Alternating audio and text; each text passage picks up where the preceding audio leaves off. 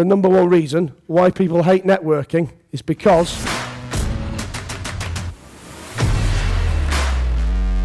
I guess, as I said at the beginning, at the heart of getting all of these businesses, at the heart of all my success, it's always been down to my network.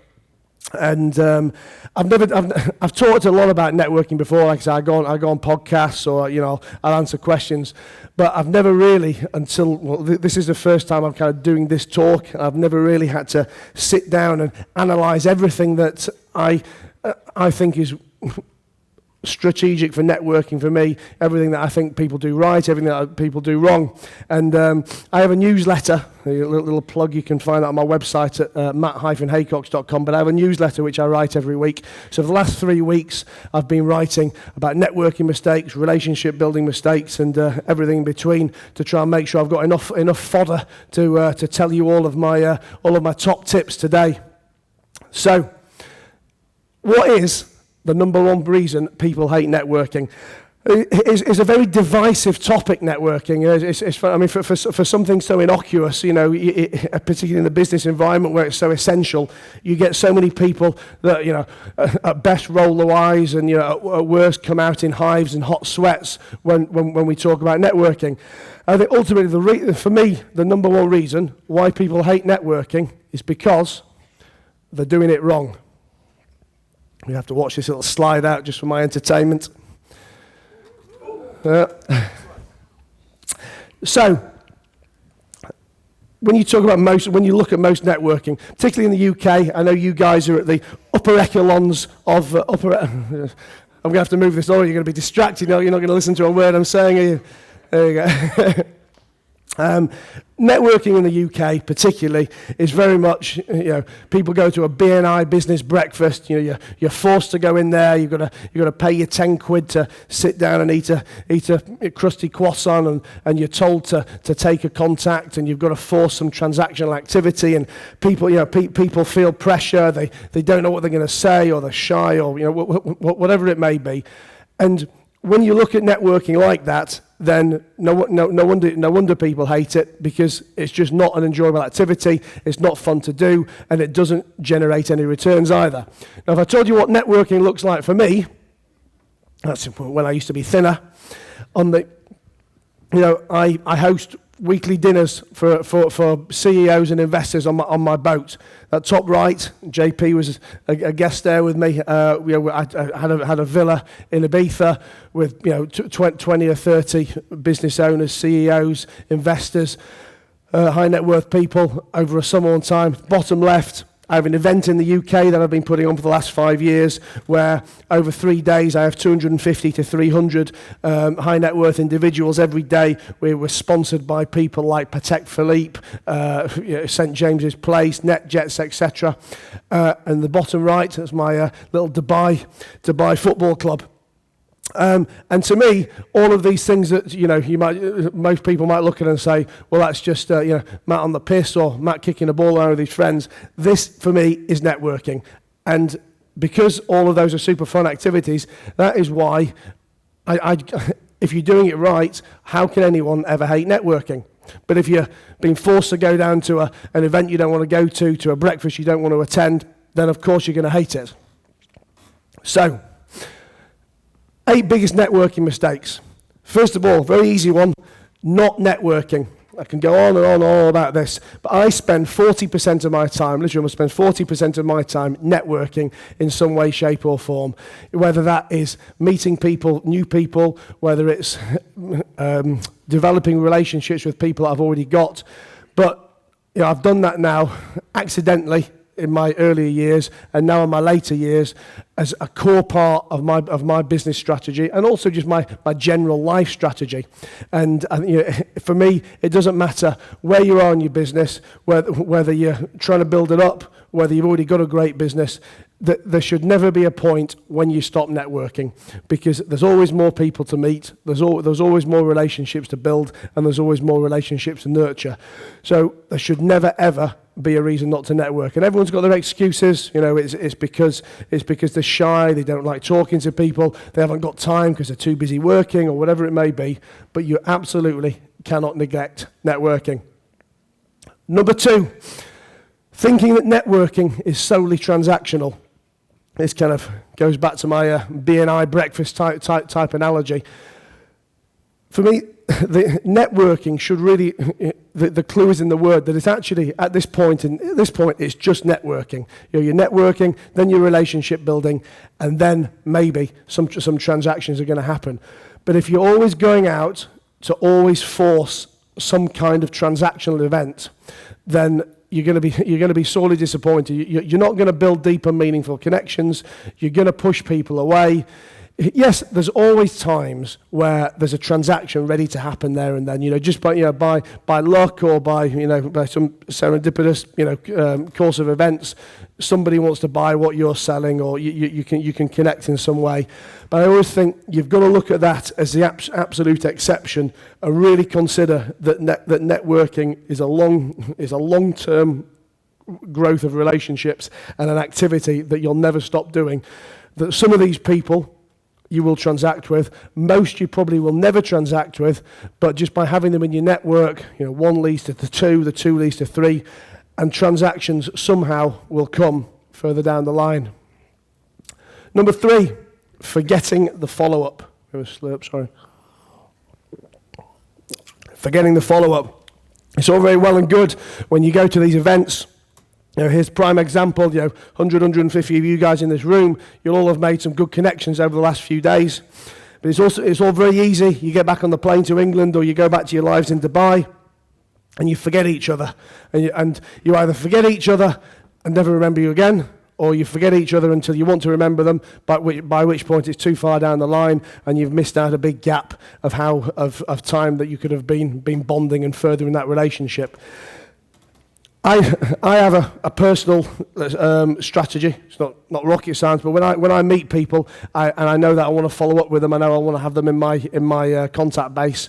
I don't put them in my contacts. I always put them in my notes, because then I'll remember. If I put them in my contacts, I'll just get lost and forgotten. But I'll put them in my notes. The next day, I'll sit down and the kind of 2 or 3 people I've met the day before, or the 20 people at an event that I've met, I'll then add them into my contacts whilst reaching out to them on WhatsApp, on email, or however it's going to be, to remind them about me, to remind them, maybe jog the memory with a funny anecdote that happened in the event, or just something to keep them in my mind. Last year I went to Amsterdam on a banking convention. Probably met 100 people at this event that I needed to keep up with afterwards. It was a 3-day event, didn't really have much time to do any following up while I was there, but on the flight back from Amsterdam to Dubai, spent 6 hours literally individually emailing every single one of these people with a personalised message, personalised anecdote, and personalised reason of why we should be keeping in touch and doing business in the future. If I hadn't have done that, I guarantee you, none of them are going to remember me. As much as I like to think I'm very memorable, none of them are going to remember me, and I'm probably going to forget the ones that I want to contact with as well. So everything is in the follow-up. Neglecting online networking. So I know, I'm sure in Charlie's mastermind, you'll do a lot of talk about social media and selling online and follower growth and that kind of thing. That is not my area of expertise in the slightest. But what I do love social media for is the ability to have direct access to people that you want to connect with. Now, everyone's going to have their own favoured platforms, ways of doing it, their own tools. I mean, I'm a massive LinkedIn user. And I mean, I guess it probably depends what sectors you're in. And by the way, I should have said earlier, I'll caveat this whole talk by the fact that everything I do is really revolves around trying to connect and build relationships, ultimately with high net worth individuals, with potential investors, with people I can extract cash from to invest in my businesses. I know for you guys, a lot of you all want to connect with different kinds of people, but all of these strategies apply across the board, but they might need a little finesse for what it is that you want to do. But online networking is as important as offline networking, and it's just a fantastic opportunity to meet people. I met a guy from a random connection, not a random connection, I met a guy that I'd found on LinkedIn and to do cold outreach to try and build a relationship with, that over a 7 or 8 year period, I ultimately made over 10 million quid from. And that is literally, it's a guy that I cold outreached out to. He ignored me, I chased him, he ignored me, I chased him. I actually sent him a message saying, "You're going to fucking reply to me or what?" And he actually did. And we, within a week of that first meeting, we started a relationship which went on to be very fruitful, and we still do business together today. So, LinkedIn, Instagram, however you do it, use those tools to try and reach out to the people that you want to connect with. Number 5, ignoring. Sorry, my voice is waning. Ignoring the power of diverse connections. Another mistake I see a lot of people making when it comes to networking is only wanting to connect with people that they see as directly relevant and directly transactional to the business in question. So, if you're selling computer systems, then you're trying to network with somebody who they think they can sell that computer to, and ignoring everybody completely outside of that. And going back to, I guess, my example of high net worth individuals and investors that I'm trying to look to meet with, if I kept my focus purely on wealthy investors, then it's going to be quite a narrow focus. But if you take the viewpoint, which obviously is what I subscribe to and know is true, that networking is a long-term game, it's networking to relationship building, to playing a game that never ends, then you should want as many and varied and diverse connections in there as possible. And if I look at my network now, yes, there's business owners and CEOs and investors, but there's politicians or celebrities or entertainers or all different kinds of people from all different mix that you may immediately say, well, what relevance is that to the business that you're doing? First of all, I'm not being that mercenary about it. I'm trying to build a relationship with someone that I think is a great person anyway. But secondly, I know that if they're a cool person, they're going to have other cool people in their network, and that will. And by me knowing them, they're ultimately going to introduce me at some point to someone else. And case in point, 4 or 5 weeks ago, a friend of mine, a famous singer who ultimately is completely unrelated to my business whatsoever, was here in Dubai. He invited me out to a dinner with a friend of his who I'd never met. He goes, "Oh, you guys are like each other, you should meet." Within an hour of meeting this guy at dinner, we're talking about the potential of a 7-figure investment. Since then, I've met up with him in England, and he's already started to introduce me to some contacts of his. And for me, it's about having that open mind to where everything can lead to, and not just pigeonholing people in certain categories. Number 6, networking mistake: not keeping detailed records. This kind of ties in almost with having your strategy for the not following up. I don't mean you need to have a very fancy Rolodex that's locked away in a safe, but you need to be able to categorize your contacts in some way to make sure that you've got as many many bits of detail and bits of information for them as possible. Whether that's birthdays or wife's names or kids' favourite meals, depending on the, we'll talk about relationship building later, but depending on the level of relationship building you're going to be doing, all of this helps. Even from a simplistic perspective, not only have you got the telephone number, have you got their second telephone number, have you got their social media contacts, have you got their email, have you got other ways to make sure you can get hold of them? Because in the early days, before the relationship's built, and you might just need to be reaching out to these people and you're relentlessly getting them. If you can't get hold of them by one method of contact, you need to be getting hold of them by another method of contact. Number 7, not meeting enough people at events. It's very easy when you go to these big networking events, or not just networking events, but when you go to, let's say you go to an event like this, and there's 100 plus great people in the room. You're going to meet someone you like. Probably you sat on your table now. You sat on your table on the first day, or you sat next to them in the buffet or whatever, and you start talking, and you get a bond with each other, and you ignore everyone else for the next 2 days. And you've missed out on the chance to have, to kind of get to know and hang out with 95 other people plus in the room. And there's obviously a fine balance between not being rude and having enough conversation. But for me, when you're in an event where there's many people there, you need to use that opportunity to meet as many of them as possible, and then go deep on the follow-up later on. An example, I host a dinner on a Thursday night here. I have 10, 12 people on there. At 10 or 12 people, it's very difficult to go deep. Never mind in a room like this with 100 people, or in a networking event with 300 people. And my personal strategy will be to have a 10 or 15 minute conversation with all of those 10 or 12 people. I'll immediately know that, that guy, he's going to be really good for me actually. That guy, they're going to be really good for me. And I'll make sure that I know to go deep with them, whether it's the next day, the next week.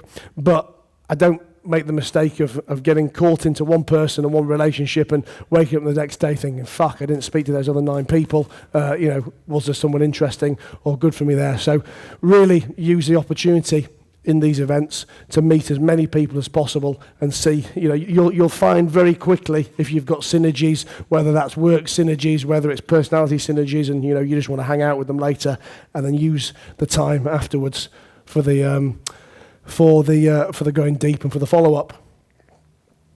And this little funny character says, are we having fun yet? Because a big mistake people make, another big mistake when people are networking is not having fun. And tied it at the beginning with, why do people not like it? They don't like it because they're not doing it properly. If you're not having fun, then you're not doing it properly either. And I've told you about some of the things that I do for networking. They may be different to you, it may be different for you based on sector or budget or interests or whatever else. But ultimately, networking is about meeting great people and building great relationships. So it should only be fun. Again, this is very relevant to me. You might need to make some tweaks to this for yourself. But when I network, I'm looking to network with 3 different kinds of people. Cash on the left. I'm looking to meet people who are potential investors, people I could transact with either now or at some point in the future. Secondly, I'm looking to network with people who can lead me to other people further down the line. And thirdly, with the kind of having a diverse network, I'm looking to just to network with great people. Just people that I know that are going to enrich my life in some way, shape or form. With again, taking away that immediate transactional expectation, great people lead to great things. Great people lead to other great people who will lead to great things. So I'll obviously prioritize the amount of time I spend on each of those different things, or I'll use a different strategy with each one. But for me, they are the 3 types of people that I look to network with. And for all of you in all of your individual businesses, you'll be able to tweak that slightly. But I think the split should be the same across the board. Now, when it comes to networking, there's 2 different ways that I do it: on a general basis and on a focused basis.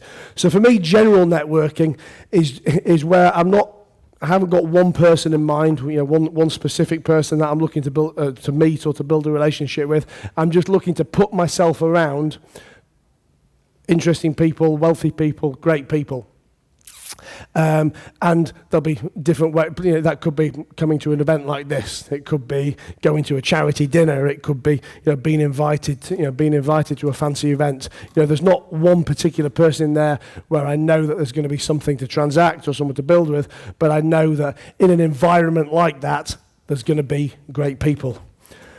And focused networking is where I know I need to meet that person because that person, I have got a specific thing that I can do with them, a business deal, an investment, a loan, whatever it may be. But it's not general, it's completely focused on meeting one person. So a few networking super hacks. And again, these are relevant to the kind of people I want to meet. But what is absolutely essential if you want to meet great people is you've got to be in the room with them. If you're not in the room, then you're never going to meet them. So for me, joining high-end trips, the value I get from that is unbelievable. And no matter what those trips cost, they always pay for themselves either immediately or in the long run. I got back last week from a skiing trip to St. Moritz. It was an American Express black card trip where they had arranged 4 or 5 days in San Moritz to stay in a great hotel, to visit the snow polo, to go to a Michelin-starred dinner, and ultimately anyone who was going to be on that trip was another American Express black card holder. Yes, there's an investment involved, and we'll talk about that later on. But if you want to do great networking, if you want to build the opportunity to see people, you're going to have to invest. There's going to be upfront costs, whether it's time or whether it's money. This doesn't happen by magic, and there's going to be an investment. But paying to be on that trip, paying to be around those kind of people, I know that this is general networking, not focused networking, because I don't know who's going to be on the trip, but I do know that there's going to be other people there who are wealthy, who are successful, who are going to an event like that, and it's putting me in the room with them. Be an arranger. This is one that costs nothing. Arranging events, arranging to put people together, being a connector, being an arranger is a fantastic networking super hack. I've mentioned earlier that I do a dinner on my boat here every week where I'll host various high net worths, various business people, and I always get them to bring a plus one along as well. So as well as me bonding with the people that I want to spend time with, they bring people that I then get to meet as well. And if I look across this, I've probably done it 20 weeks or something in the last 40 weeks. For those 200 plus people, there's only a small number of those people I can realistically transact with, but there's 180, 190 other people who could all probably be transacting with each other. There's been people on those trips that I've put together that have met each other by accident, who've gone on to do business with each other, and what they always remember is that Matt put them together. And it's another great way of networking, of building relationships, and of impressing people to further that relationship. Just like joining high-end trips, staying in 5-star hotels, flying business class, joining clubs where there are going to be other wealthy people. In terms of non-specific things, when it comes to networking, very, very important to be memorable. I told you I like pink. That's me and my pink flamingo. I forget what the bias is called, but I actually read about this in a book recently. I actually just genuinely like pink. Otherwise, I wouldn't wear it. I wouldn't have stuff. But again, when it comes to people who didn't know me and they then meet me, Matt with the pink boat, Matt with the pink clothes, Matt with the pink everything is a very easy to remember Matt. If it's not being memorable, having a talking point, whether that's something for you to talk to other people about, for them to talk to you about, having a trick, having a skill. And when it comes to, let's say, struggling with confidence or not enjoying being in an environment with other people, I think being funny, and this doesn't mean being a stand-up comedian, but just being generally amusing. I think if you try and think of anybody who is funny, you probably can't think of a funny person that you don't like, because we're just naturally programmed to like funny people, and it's just I think a fantastic hack, icebreaker, whatever you want to call it, that helps with building networking and relationships.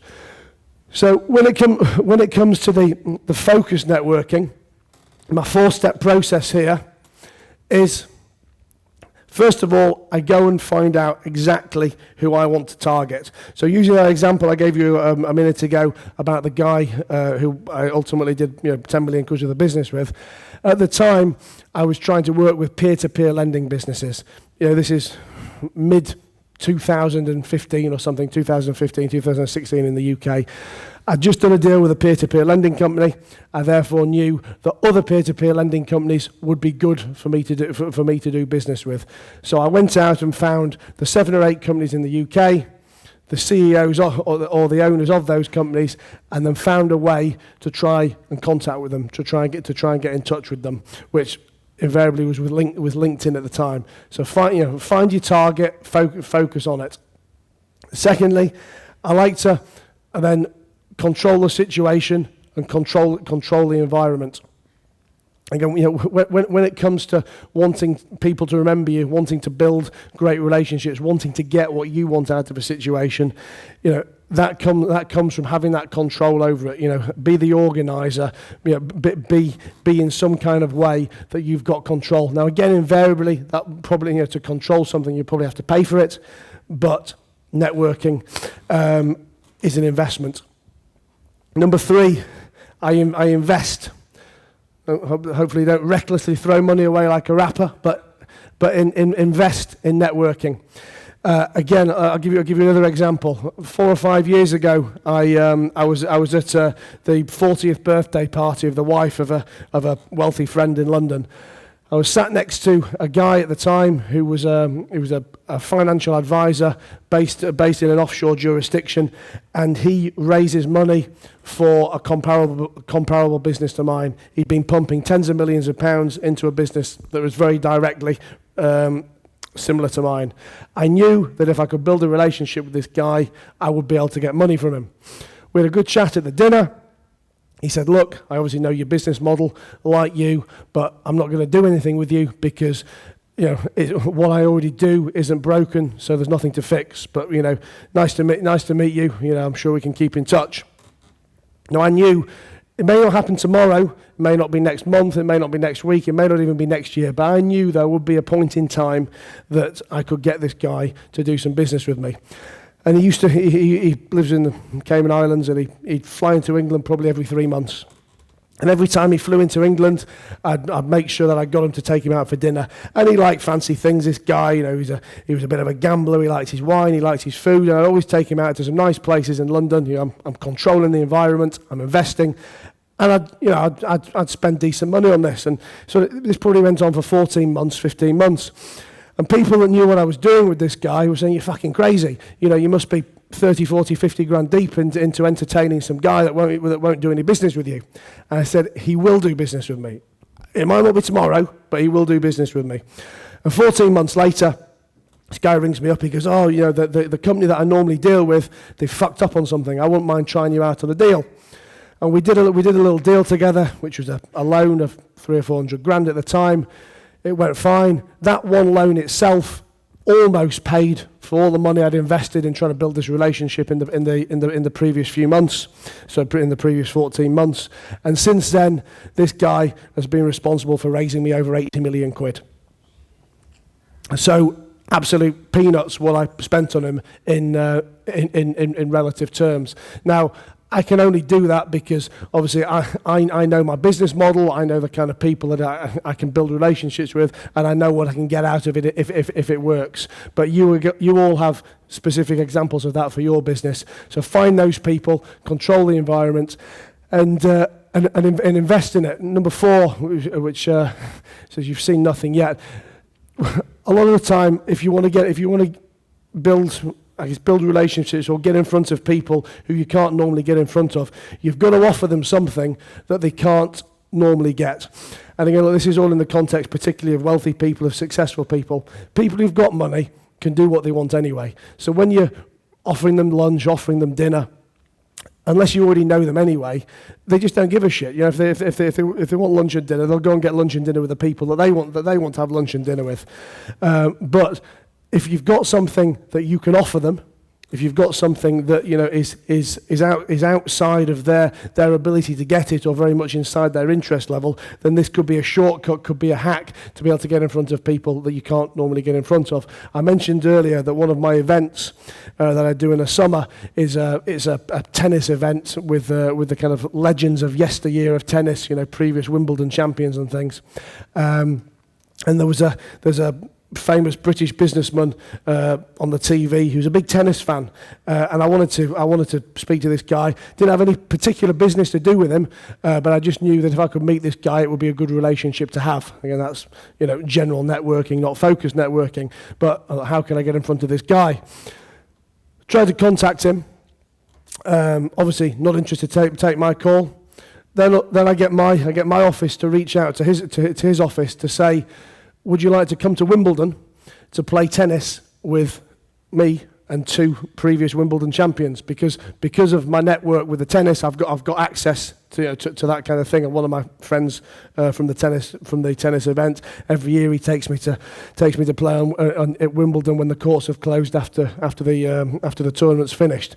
All of a sudden, this guy who would never take my call in a million years is straight back on the phone to say, "Well, fuck, of course I want to play Wimbledon at with a couple of Wimbledon champions." Obviously, the catch is he has to do it with me, but he was more than happy to do so. And new person in my network. So again, you got to think outside the box. You got to find if you want to get in touch with people. You've kind of got to appreciate the fact that if you want them, then they probably don't want you. So you've got to find a way to make them want you. So that was networking. Now let's talk about relationship building. Sorry? I'm not sure all of them are directly relevant, but they're keeping me entertained anyway. So the networking that we've talked about up to now, for me, that's meeting the people. Whether it's meeting them at events or meeting them online, and that first part of the connection. But if you want to build these networking to relationships and the relationships to fruition to actually do some business, then you're going to have to get good at building relationships as well as networking. Number one, big relationship building mistake, as my missus will confirm, not devoting enough time to building relationships is a surefire way to not having good relationships. Again, I said, I'll probably spend 40% of my time networking. That'll be relationship building. But you've got to invest time in these relationships. Now, there's going to be all kinds of different amounts of time you're going to spend with different people, whether it's a weekly phone call, whether it's an occasional text, whether it's spending every Sunday with their kids and your kids at the football, whatever it is. Only you know that situation. But if you want to build great relationships, you've got to invest time in them. Talking too much, listening too little. I love that old expression of, you've got one mouth and two ears. Use them in that proportion. But again, when you're trying to build a relationship with someone, you can't talk too much. Or if you do, not only are you going to piss them off, you're not going to be able to take advantage of listening to everything that they've got to say. So talk less, listen more. Number 3, lacking genuine interest. I think this is an important thing to get across in general. That for me, this relationship building, although we're talking about the context of business, whether you're building a relationship in business or whether or building it for pleasure, it's all the same thing. And whilst ultimately we're trying to build a network to make money from and to further our lives and further our businesses, for me, it's got to be genuine. It's not disingenuous. It's real people that you want to have real relationships with. So you've got to have genuine interest in that person to be able to build a relationship with them. And I think if you haven't got genuine interest in them, then maybe it's the wrong person to be building a relationship with. Maybe it's someone that was on the focus networking list, and you need to be able to build a relationship with them. But then maybe you need to find another way to do it. And then ultimately, if you try hard enough, there's probably always a way to find a connection with someone. Maybe the business isn't what you've got in common. Maybe it's sport or kids or some kind of hobby. Massive one, not giving before expecting to receive. The key words of relationship building are give, give, give. And this very much comes into that whole transactional thing, that yes, there'll be the occasional time when there's somebody who can do some immediate business with. But other than that, you should just be going out there trying to build great relationships with people that will last a lifetime. And some of them, probably most of them, will never transact, but they'll all lead to something else, even if that something else is just having a great time. But you can't build a good relationship by just trying to milk it. You've got to put in before there's something to take out. Not following through on commitments. Again, if you're building a relationship, whether it's for business or for pleasure, if you say something, you've got to do it. If If you can't do it, don't say it. There's nothing worse for fucking up a relationship than talking bullshit. And particularly in today's world, there's obviously so much bullshit out there, and any high caliber person, any credible person can see through bullshit anyway. So don't make the mistake of saying you can do something you can't, or saying you will do something that you won't. Number 6, don't be too pushy. Do you like that slide, Wally? No means no. Don't be too pushy. This ties in with the whole transactional thing. Whether it's trying to transact or whether it's trying to build a relationship, you've got to find that balance of what works between you both, and build the relationship genuinely. If someone's not connecting with you, if someone's not bonding with you, if something's not happening, don't push it. That doesn't mean walk away from it forever. It just means don't push it for now and find a different time at some point in the future. Number 7, neglecting relationships. We were talking about earlier when I said I was kind of coming back from Amsterdam with those 100 cards. If you want, not only have you got to remind the people of yourself in the first place, you've got to nurture those relationships along the way. And you can't meet someone, ignore them for 10 years, and then ring them up for a favour and expect that favour to be delivered willingly. So if you're going to build great relationships, you've got to invest in them, you've got to commit to them, you can't neglect them. Again, it's going to be different for different people, whether it's an occasional text message, whether it's a regular phone call, whether it's spending a fortune on them once a month.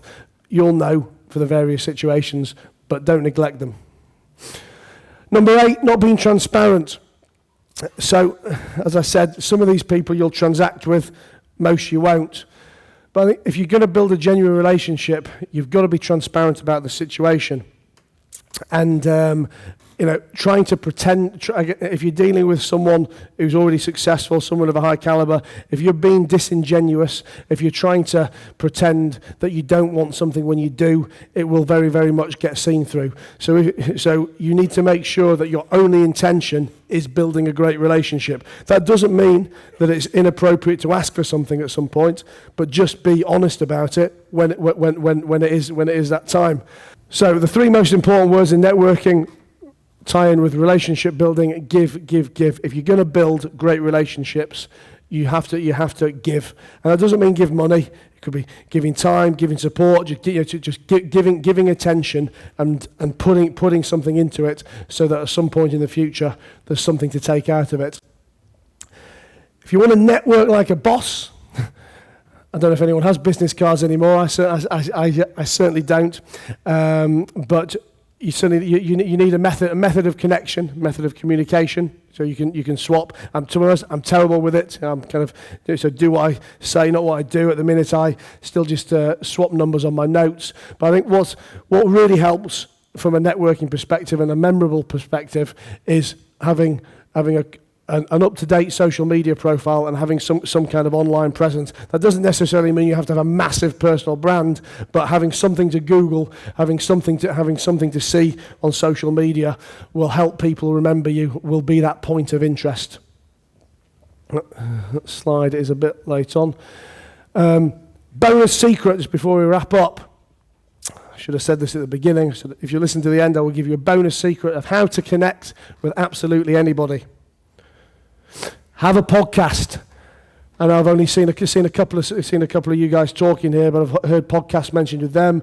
I originally met Charlie because I think he'd been on my podcast. I'd been on his podcast. I started a podcast in 2018, I think, 2017, 2018. It was completely by accident. I had some, at the time I was trying to create online content. I had a bit of smelly Google from my troubles back in 2008, and we needed some kind of new content to push down the old content. And I was basically told that if we had some YouTube videos, it'd be good to repurpose them, so I could make a YouTube video, strip out the audio, chop up into Instagram content, Twitter content, etc., and do a lot for a little. So I started a podcast. I then started to find out very quickly that I got to meet great people. I got to meet people that I would never normally have got the chance to meet. I got to have conversations that were kind of fantastically helpful and deep for me. And also because the content of that podcast was online, it would be a credibility builder, tying in with what we said a minute ago about having an online presence. So when I meet people that I'm trying to build a relationship with, they Google me and see the podcast pop up with various well-known guests. It's a tick in the credibility box for me. And I really, really say to everybody, you've got, I can't over-recommend having a podcast. I've got a 17-year-old daughter. She's doing her A-levels at the minute. She wants to work in engineering, aerospace, that kind of thing. And she's asking me at the moment about, how can I connect with this person, or how can I, try and get work experience, internships, that kind of thing. And I'm really trying to. She's very shy, so it's a hard push. But I'm very much saying to her, get a podcast. Use it as an excuse to reach out to these people and get them on your podcast to talk about. And I always say with my podcast, I don't give a shit if nobody ever sees it. Yes, I'm sure from an ego perspective, we all want to be Joe Rogan, but if not one person ever sees or listens to that podcast, what it gives you is that framing to have the chance to meet people that you couldn't normally meet. Like I gave that example of the guy where I invited him to play tennis at Wimbledon. So many guests that come on my podcast, they'll be the kind of people where if I ring them up and say, hey, it's Matt here, do you fancy going for a coffee? They'll be calling the police. If my PR ring their PR to say, hey, do you want to come on the Matt Haycox show, with a reach of X, Y, Z, and you can come and talk about whatever it is that you want to talk about and get your message across, all of a sudden it's got completely different framing. It's a give for them as opposed to an ask for me. And it gives me a chance to meet them. Obviously, it's down to me at that point to then apply all the other rules of networking and relationship building to make sure that I build a good relationship with them. But it is just a fantastic way to get in the room with people that you wouldn't normally get in the room with.